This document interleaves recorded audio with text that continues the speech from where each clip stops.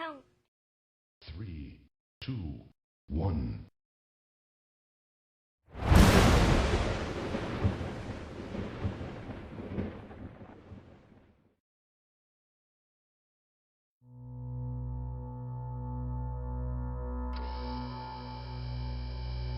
Started.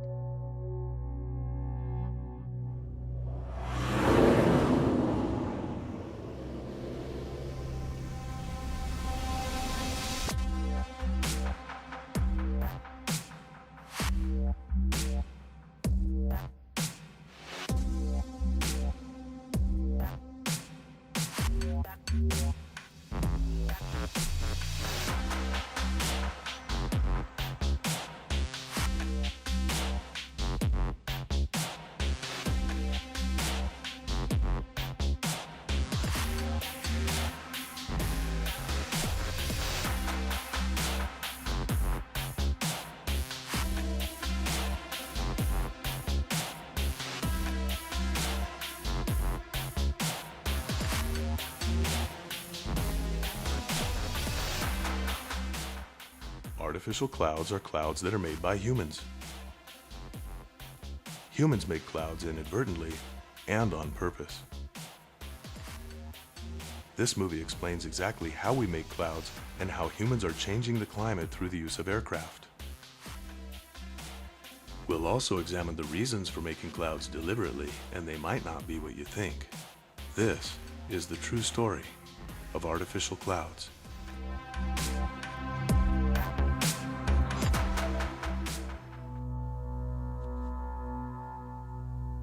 With all the conflicting information in the news media, it's difficult to know what to believe about climate change. And with groups trying to protect their interests and profit from government policies, it's hard to believe what anyone says. We've known all along that Earth's climate changes periodically and that ice ages come and go, so climate change may be perfectly natural. But you're about to see clearly why this cycle in Earth's history is different, a cycle which is completely new to this planet. The atmosphere is different today compared to last century, for a very specific reason, and it isn't the buildup of CO2. But as a scientist, you would have a very difficult time understanding this problem based solely on the chemistry and physics without first knowing the other matters of fact which might drastically affect your approach and your experiments, namely the Vonnegut connection, which we'll explain in a moment.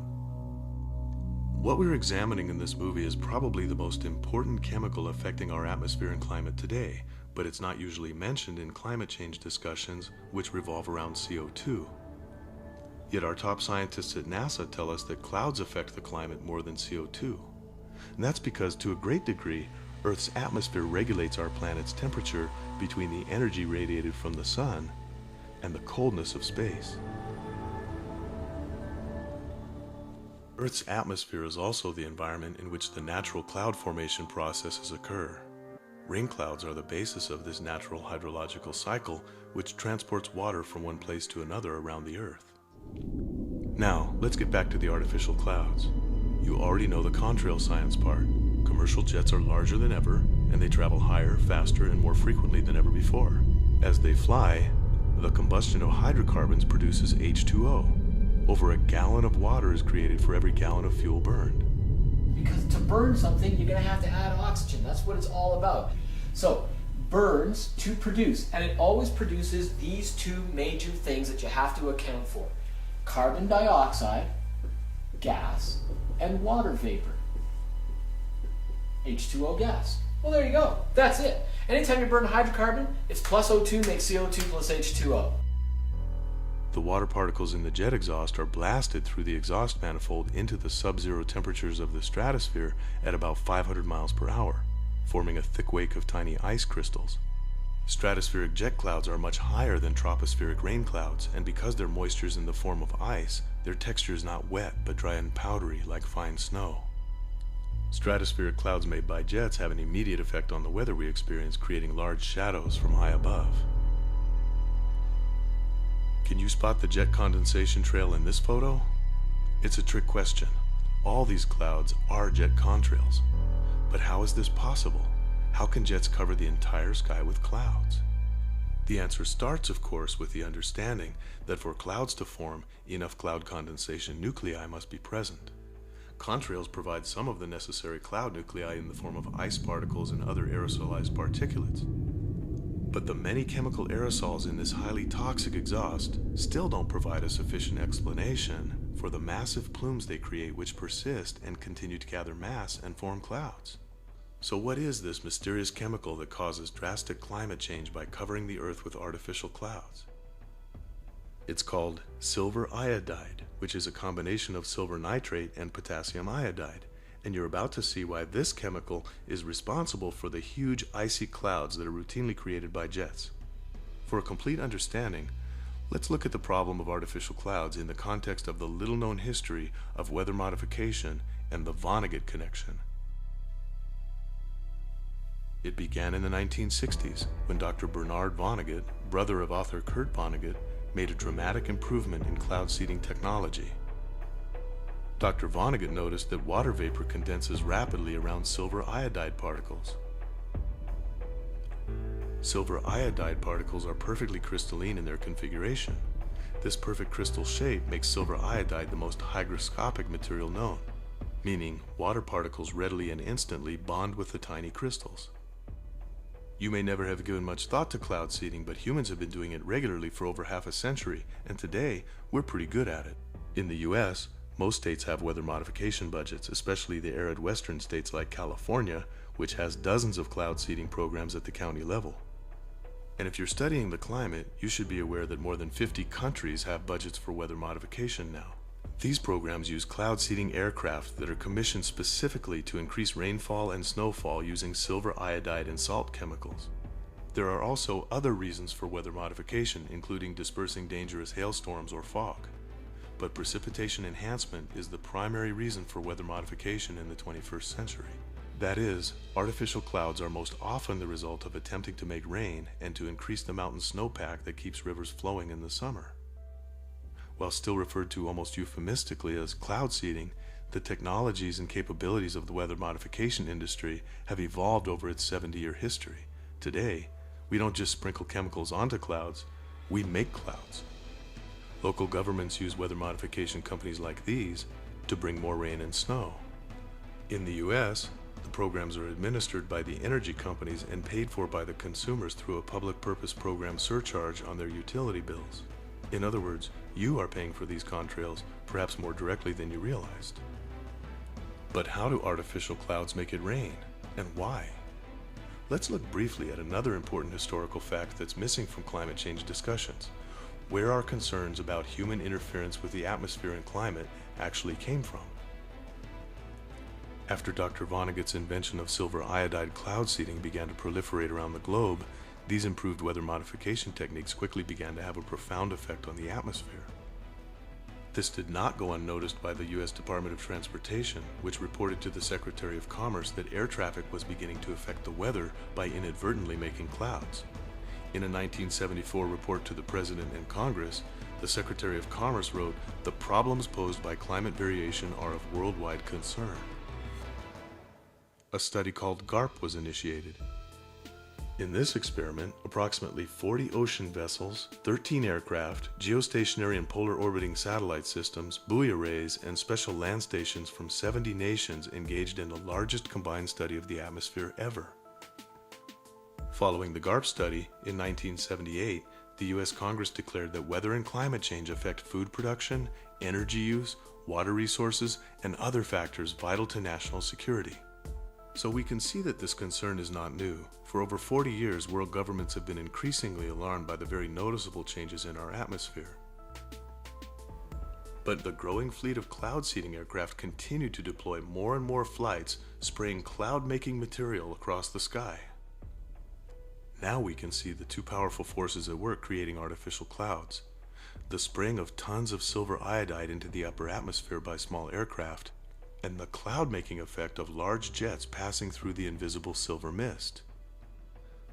Small cloud seeding aircraft such as bombardier jets and high-altitude propeller planes deliver their payloads using silver iodide flares that are ignited by remote control. The flares are typically fixed to the wings of the aircraft and release the silver and salt mixture high into the stratosphere so it slowly drifts down into the moist air below. When the pilots of the cloud seeding aircraft can see ice forming on the wings, They know liquid water is present in the air and there's the potential to create storm clouds.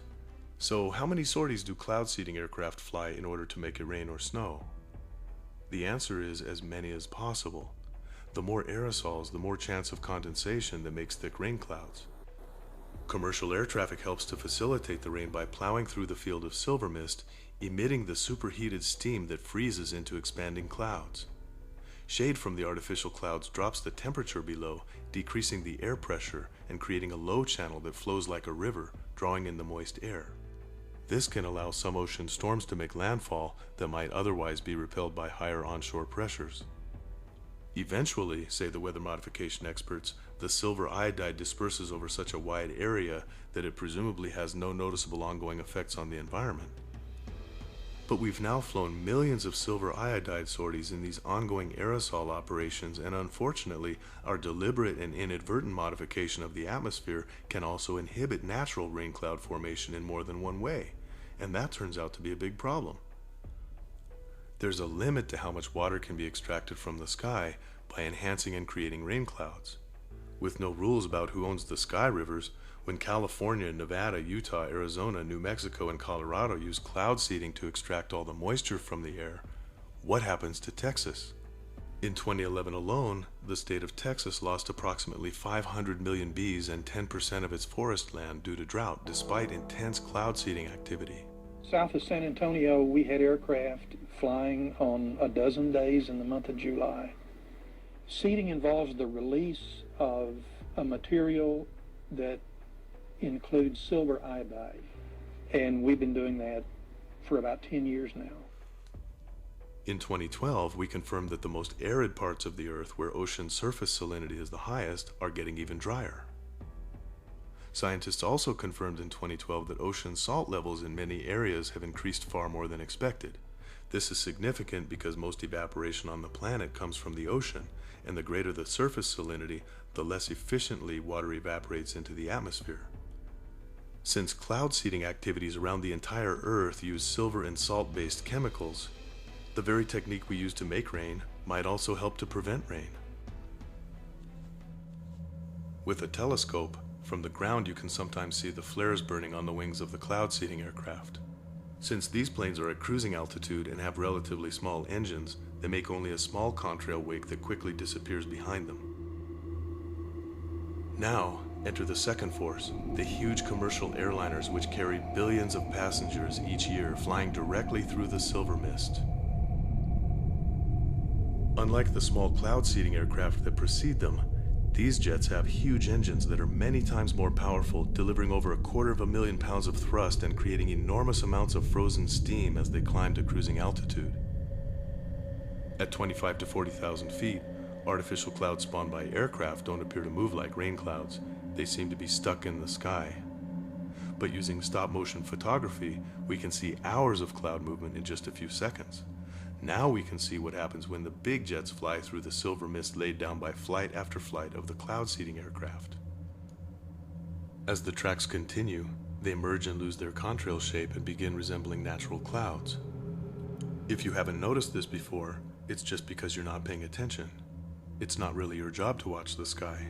Most people don't, and few people are aware that in some parts of the world, including the western United States, artificially created clouds are far more common than naturally formed clouds.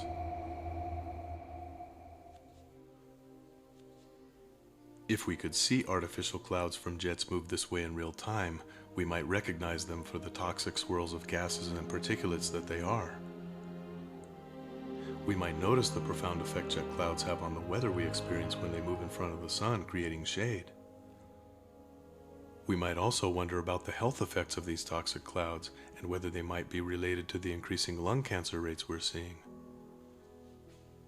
We might wonder too about the effects on the smaller creatures, the bees, the birds, and the butterflies. Weather modification companies, who obtain more and larger contracts every year, say that silver iodide cloud seeding is harmless.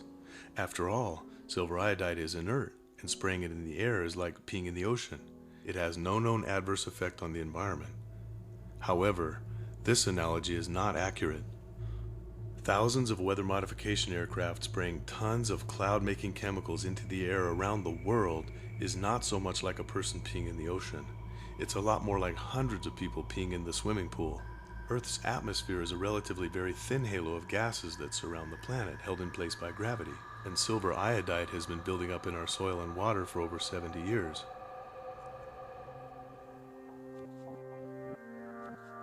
Today, understanding clouds and their impact on the climate is one of NASA's primary missions. This specific area of study is called cloud aerosol interaction, and NASA has launched satellites like CloudSat and Calypso with special equipment to study the atmosphere.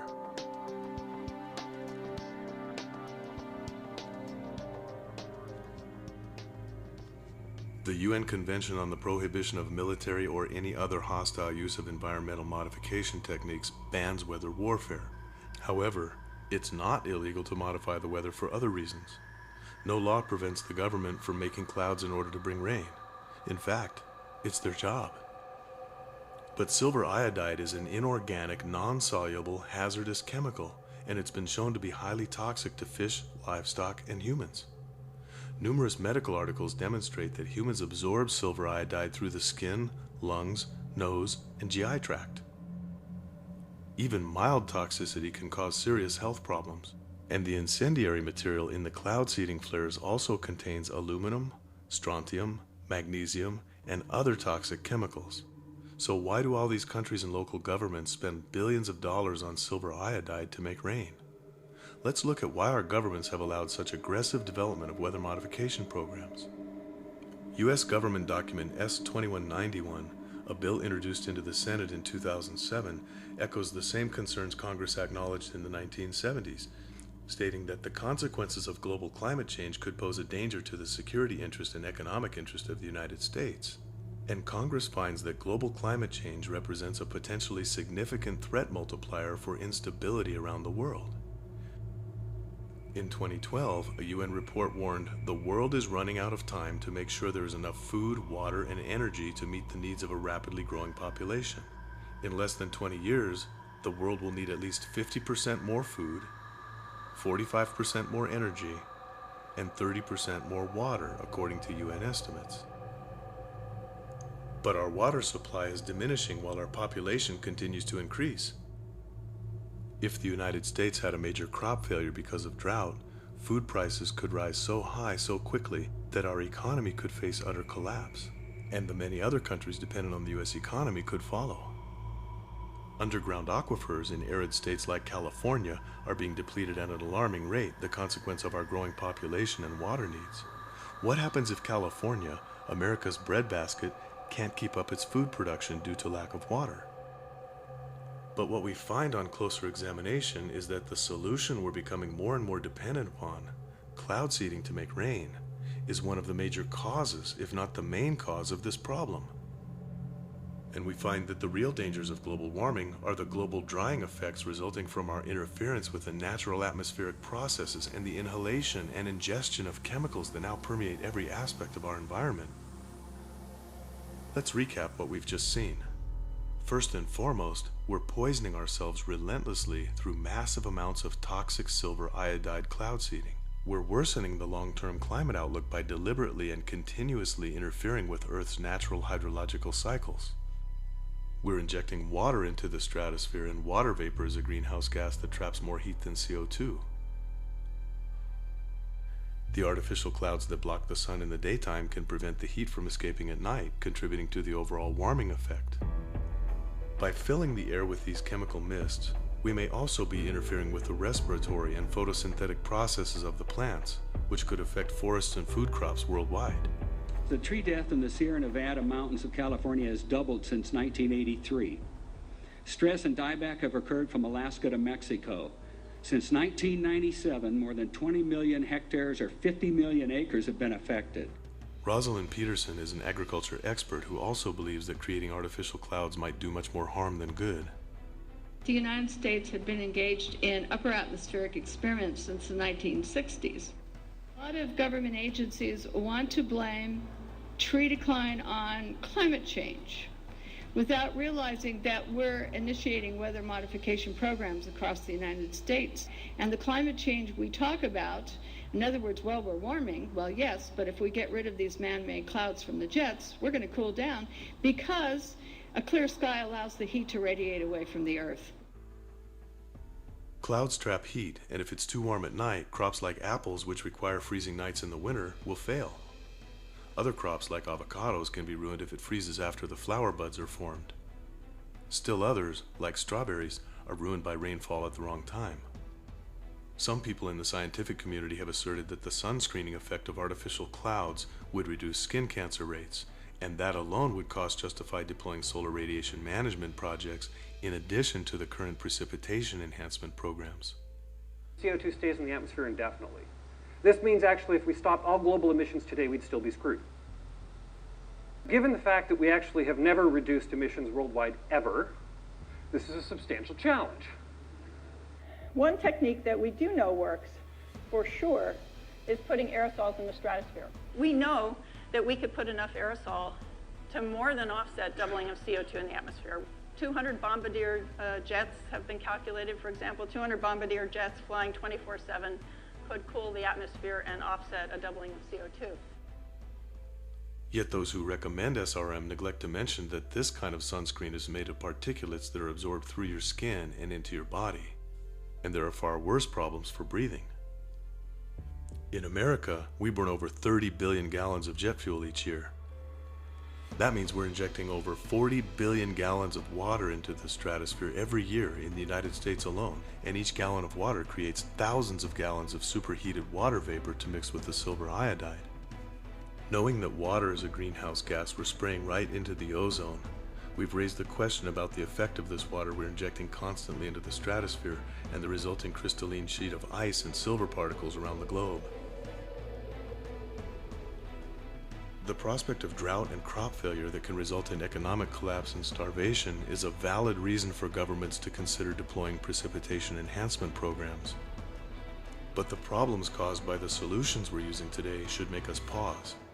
The inhalation and ingestion of chemicals that permeate every aspect of our environment might make us want to reconsider adding more chemicals and greenhouse vapors into the air on purpose. The visual evidence alone is enough to tell us that artificial clouds and their toxic sources present an imminent danger to humans and all living things on Earth.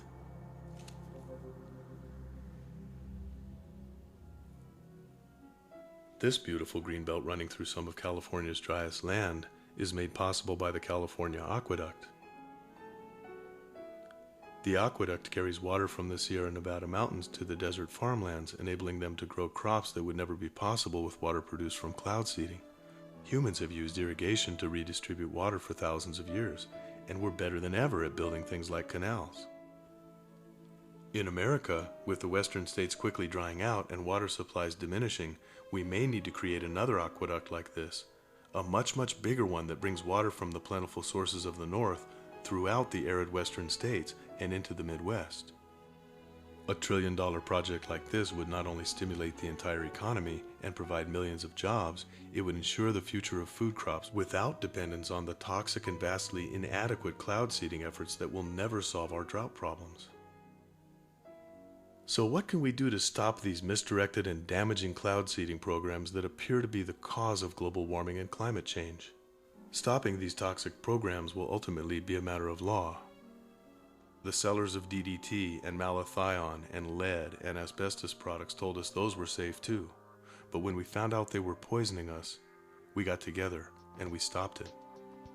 And it's only a matter of time before we also stop poisoning our water and land with toxic chemicals from cloud seeding.